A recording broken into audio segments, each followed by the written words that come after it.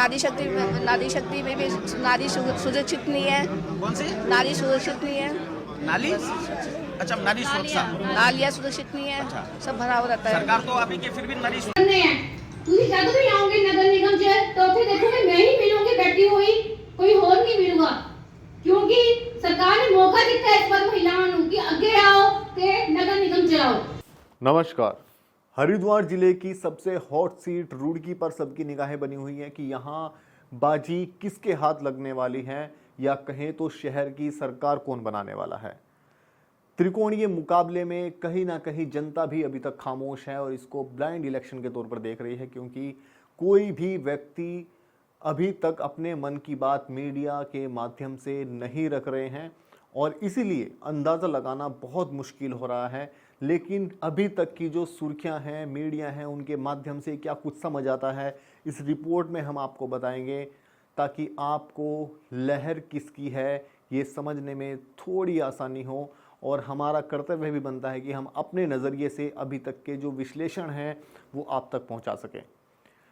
दरअसल त्रिकोणीय मुकाबले में भले ही सीट ये महिला की हो, लेकिन यहाँ अभी तक देखा गया है कि प्रतिष्ठा कहीं ना कहीं पुरुषों की दांव पर लगी हुई है और उनके ही राजनीतिक जो बैकग्राउंड है, उनकी पत्नियां उनके बैकग्राउंड के आधार पर ही अपनी दावेदारी प्रस्तुत कर रही हैं। हालांकि योग्यता में ऊंच नीच हो सकती है, लेकिन यहाँ मुख्य बात यह है कि क्या अपने जो पति हैं उनकी जो चर्चाएं शहर में हैं, क्योंकि उनकी जो व्यक्तित्व है उसके आधार पर ही जनता अपने मत का प्रयोग करेगी।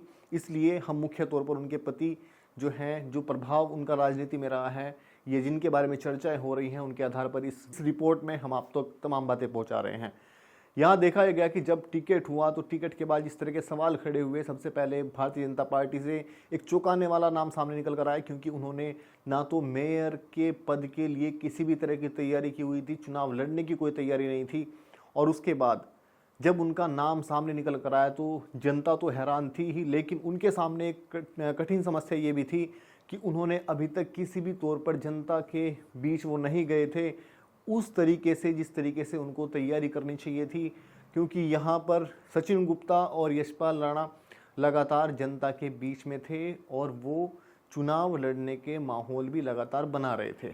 एक ये जो डिसएडवांटेज जिसको हम कह सकते हैं, ये अनीता अग्रवाल के साथ रही। और उसके बाद उनके कुछ बीजेपी समर्थकों ने भी जिस तरीके से सवाल खड़े किए कि टिकट बेचा गया है, पैसों में रातों रात टिकट किया गया है, एक ये भी भावनाएं कहीं ना कहीं जनता के दिमाग में जरूर घूमती रही।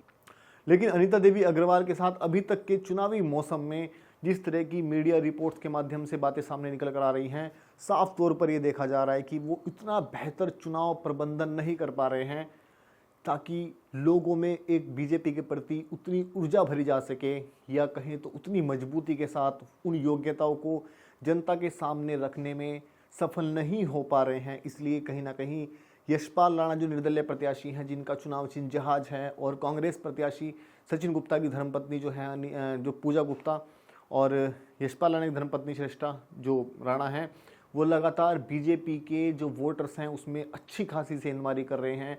ऐसा मीडिया रिपोर्ट्स के माध्यम से पता लग रहा है, क्योंकि लोग जिस तरीके से सामने निकल कर आ रहे हैं, इनके पक्ष में मीटिंग्स रख रहे हैं, उनको जनसंपर्क करा रहे हैं, वैसा साफ तौर पर देखा जा रहा है कि यहाँ भारतीय जनता पार्टी के वोटर्स में बड़ी सेंधमारी ये दोनों प्रत्याशी कर रहे हैं।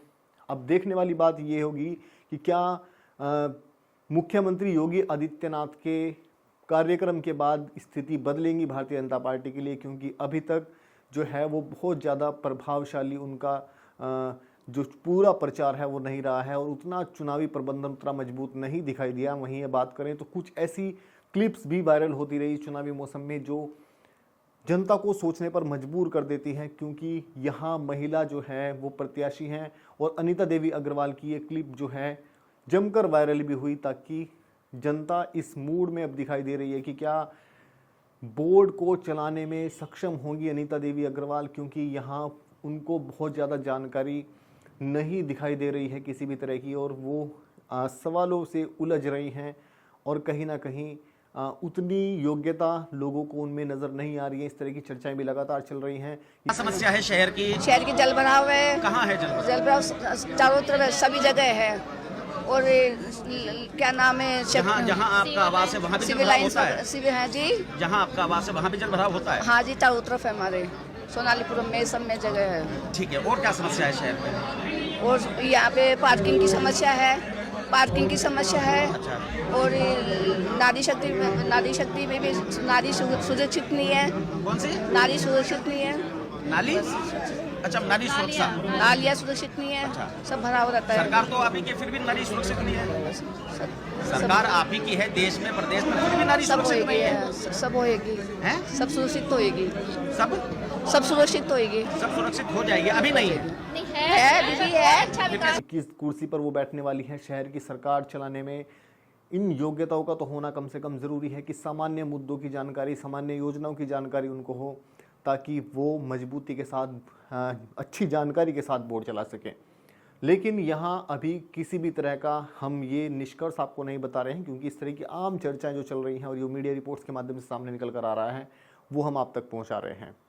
यशपाल राणा की अगर हम बात करें तो ये लंबे समय से सबसे अधिक, इन 3 प्रत्याशियों में सबसे अधिक सक्रिय राजनीति में रहे हैं अब तक, और इनका पूर्व मेयर भी रहे हैं। उसके बाद एक मेयर का चुनाव लड़ चुके हैं, एक विधायक का चुनाव लड़ चुके हैं। तो जाहिर तौर पर इनके पास अनुभव और व्यक्तियों से जुड़ाव भी बहुत ज़्यादा है। वही ताकत वो अपने चुनावी माहौल में दिखाने में सक्षम रहे हैं।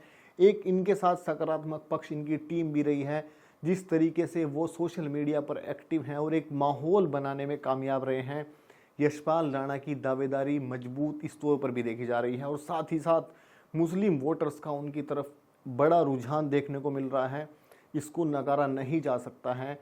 और भारतीय जनता पार्टी के वोटर्स में जिस तरीके से वो सेंधमारी कर रहे हैं, और कुछ क्षेत्र ऐसे हैं जो पहले उनके पक्ष में नहीं रहे हैं, लेकिन अब मीडिया के माध्यम से वो कहीं ना कहीं उनकी तरफ आकर्षण बना रहे हैं, ताकि भारतीय जनता पार्टी का वोटर्स भी अपनी तरफ लाने में सक्षम रहें। क्योंकि कांग्रेस पार्टी का वोटर जाहिर तौर पर जो उनका जो वोट माना जाता है मुस्लिम वोटर्स, वो डिवाइड होता नज़र आएगा। तो दोनों प्रत्याशियों के लिए चुनौती रहेगी, सचिन गुप्ता के लिए भी, यशपाल राणा के लिए भी, वो भारतीय जनता पार्टी का कितना वोटर्स अपने पक्ष में ले सकते हैं और चुनावी समीकरण में जीत का माहौल बना सकते हैं। हालांकि पूजा गुप्ता की अगर हम बात करें तो यहाँ महिला प्रत्याशी होने के नाते पूजा गुप्ता काफ़ी सक्रिय हैं, सचिन गुप्ता अलग सक्रिय हैं।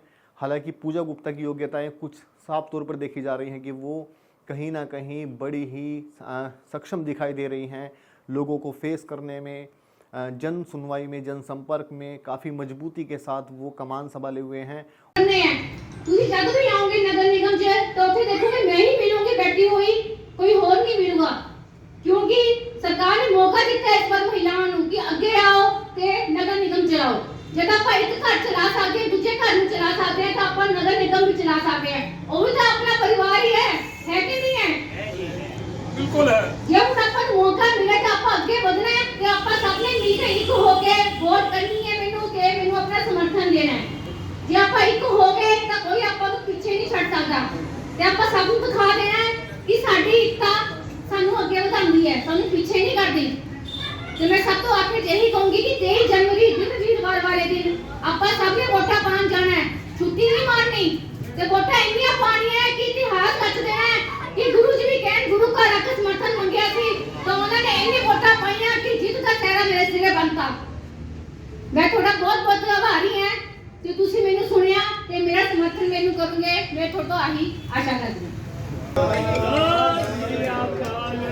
और एक नारी का कमान संभालना ही एक योग्यता का पैमाना जनता इसको देख रही है, और कहीं ना कहीं लोगों का रुझान उनकी व्यावहारिक तौर पर भी पूजा गुप्ता के साथ बढ़ रहा है।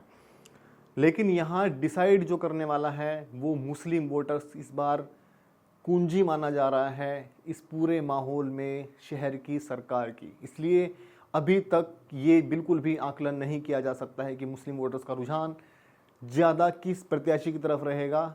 लेकिन ये बात निश्चित है कि यशपाल राणा और सचिन गुप्ता कांग्रेस पार्टी से हैं, इसलिए कांग्रेस पार्टी की तरफ मुस्लिम वोटर्स का रुझान जनता मानकर चलती है, जो राजनीतिक विश्लेषक हैं वो भी मानकर चलते हैं। लेकिन यशपाल राणा की तरफ जिस तरह से माहौल देखा जा रहा है, वो कहीं ना कहीं एक उम्मीद ये जताई जा रही है कि कहीं ना कहीं 60-40% वोट का जो रेशियो है वो एक दूसरे की तरफ रखेंगे।